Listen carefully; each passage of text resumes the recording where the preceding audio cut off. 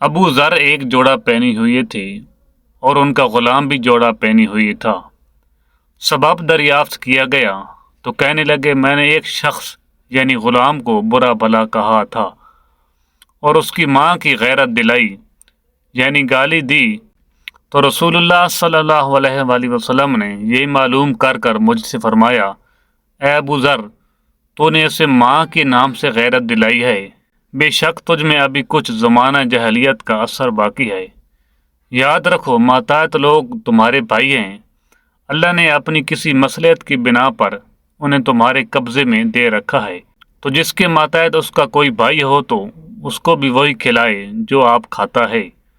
اور وہی کپڑا اسے پہنائے جو آپ پہنتا ہے، اور ان کو اتنے کام کی تکلیف نہ دو کہ ان کے لیے مشکل ہو جائے، اور اگر کوئی سخت کام ڈالو تو تم خود بھی ان کی مدد کرو۔ صحیح بخاری حدیث نمبر 31۔